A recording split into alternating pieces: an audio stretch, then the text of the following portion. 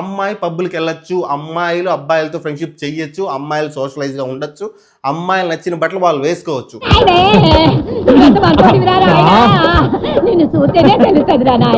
వీళ్ళు ఏదేదో సైట్లు ఎతకాల్సిన అవసరం లేదు, జస్ట్ ఇన్స్టాగ్రామ్ లోకి వెళ్తే చాలు, ఎంత చెడిపోవాలో అంత కంటెంట్ అక్కడ ఉంటది.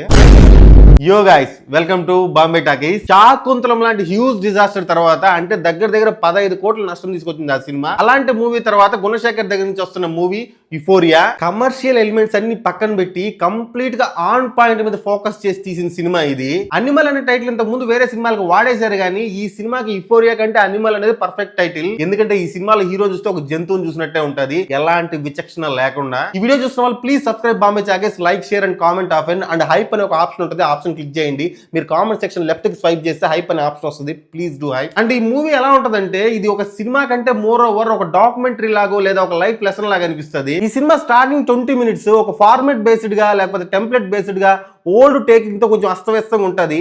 కానీ 20 minutes తర్వాత ఇంకా చెప్పాలంటే గౌతమ్ మీనన్ ఎంట్రీ దగ్గర నుంచి సినిమా చాలా ఎంగేజింగ్ అయిపోతుంది. ఫస్ట్ హాఫ్ అంతా చాలా ఇంట్రెస్టింగ్ గా నడుస్తుంది, ఎలాంటి డైవర్షన్స్ లేకుండా. ఈ సినిమా మెయిన్ ప్లాట్ వచ్చి ఒక 5 మంది డబ్బున్న కుర్రాలు కలిసి ఒక మైనర్ అమ్మాయిని రేప్ చేస్తారు.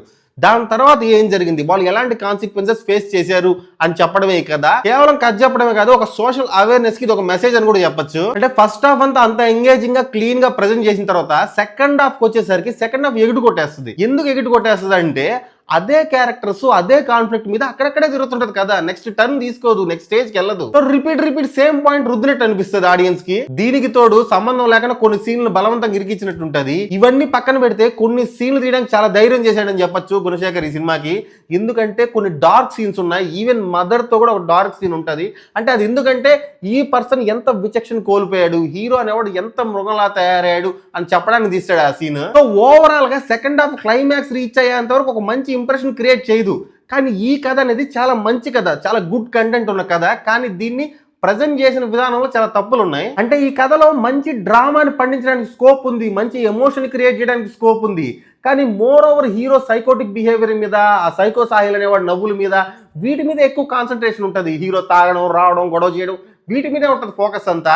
సో అది మళ్ళీ రిపీట్ అయ్యేసరికి ఇరిటేషన్ వచ్చేస్తుంది ఆడియన్స్ కి. కానీ కథ క్లైమాక్స్ కి రీచ్ అయ్యాక అప్పటిదాకా అనుకున్న నెగిటివ్స్ అన్ని క్లైమాక్స్ మర్చిపోయేలా చేస్తుంది. Extraordinary climax. అసలు ఆ సీన్ లో ఆ విఘ్నేష్ రెడ్డి పర్ఫార్మెన్స్ అయితే మైండ్ బ్లోయింగ్ పర్ఫార్మెన్స్ ఇచ్చాడు. విఘ్నేష్ రెడ్డి ఈ సినిమాకి మెయిన్ లీడ్. ఆయన క్యారెక్టర్ లో చాలా వేరియేషన్స్ ఉంటాయి, ప్రతి వేరియేషన్ ని చాలా ఈజీగా పర్ఫామ్ చేశాడు. ఈజీగా ఆడియన్స్ యాక్సెప్ట్ చేసేయగలుగుతారు ఈ క్యారెక్టర్ లో ఈయన బాగా యాప్ట్ అయ్యాడని. క్లైమాక్స్ ఎపిసోడ్ చాలా మంది కళ్ళలో నీళ్ళైతే ఖచ్చితంగా తెప్పిస్తుంది. Extraordinary climax. ఈ సినిమా కమర్షియల్ గా పెద్ద హిట్ కాకపోవచ్చు, కానీ this story may get all the recognition it deserve. చాలా మంచి కంటెంట్ ని సినిమాటిక్ గాను లేదా ఎక్స్ట్రాడినరీ గాను ప్రజెంట్ చేయడంలో ఫెయిల్ అయినప్పటికీ మంచి పాయింట్స్ ని టచ్ చేశాడు మూవీలో.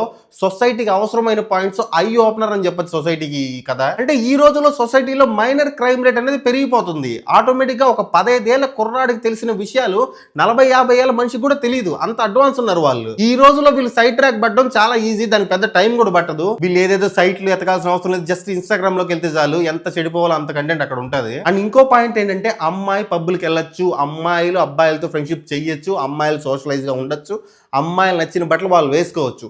కానీ ఈ సినిమాలో ఆ అమ్మాయి చెప్పే మాట, బట్ నేను ఎక్కడా లిమిట్ క్రాస్ చేయలేదని. ఎస్, సో అమ్మాయి అయినా అబ్బాయి అయినా there should be limit for everything that we do. Even మంచితనానికి కూడా ఒక లిమిట్ అనేది ఉండాలి. సో ఆ లిమిట్ ని మెయింటైన్ చేయడం అనేది సోషల్ రెస్పాన్సిబిలిటీ. అది డ్రెస్సింగ్ లో అయినా కావచ్చు, నీ బిహేవియర్ అయినా కావచ్చు, నువ్వు వెళ్ళే అవుటింగ్స్ అన్నా కావచ్చు, what ever it is. And ఈ సినిమాలో మెయిన్ గా డెలివర్ చేయాలనుకున్న మెసేజ్ ఏంటంటే, పిల్లలు తప్పు చేస్తే ఆ తప్పు వాళ్ళది మాత్రమే కాదు, వాళ్ళు పెంచిన తల్లిదండ్రులది అని. Only good parent will not help to generate good generation to the society. కేవలం మంచి పేరెంటింగ్ తోనే మంచి పిల్లలు తయారైపోరు, మంచి జనరేషన్ తయారైపోదు. ఎందుకంటే పిల్లలు ఒక 3-4 ఇయర్స్ మాత్రమే పేరెంట్స్ తో కంప్లీట్ గా 24 hours ఉంటారు. ఆ 3-4 ఇయర్స్ తర్వాత పిల్లలు ఎక్కువ టైం స్కూల్లో స్పెండ్ చేస్తారు, ట్యూషన్ లో స్పెండ్ చేస్తారు, ఫ్రెండ్స్ తో స్పెండ్ చేస్తారు, అవుటింగ్స్ అంటారు. సో ఎక్కువ పేరెంట్స్ తో ఉండడం కంటే సొసైటీతో వాళ్ళు ఉండడం అనేది ఎక్కువ.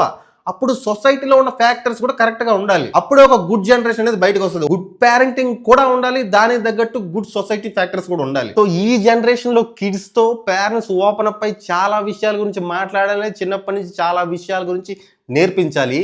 Maybe that brings a small change in society. అలాంటి థాట్ తో తీసిన సినిమా అనేది చాలా గుడ్ పాయింట్ చెప్పాలంటే. కానీ మంచి కంటెంట్ ని, మంచి అవకాశాన్ని కొంచెం గుణశేఖర్ సరిగ్గా అయితే వాడుకోలేదు అన్న అసంతృప్తి అయితే ఉంది ఈ సినిమా చూసిన తర్వాత. ఈ మూవీకి ఒక సినిమా లాగా రేటింగ్ ఇవ్వాలంటే 2.75 out of 5. అదే దీన్ని ఒక మెసేజ్ లాగా, ఒక సొసైటీకి ఐ ఓపెనర్ కథలాగా రేటింగ్ ఇవ్వాలంటే 3.5 ఇచ్చినా తప్పులేదు. సో ప్రతి పేరెంట్ ఈ మూవీని ఓటీటీలో కానీ థియేటర్లో కానీ ఖచ్చితంగా చూడండి. ఈ మూవీ అనేది పేరెంట్స్ కి చాలా అవసరం. So movie is not that much impressive, but content is impressive. So ఇది ఈ మూవీ విషయాలు. వచ్చే మూవీ రివ్యూతో మళ్ళీ కలుసుకుందాం. Until then bye by.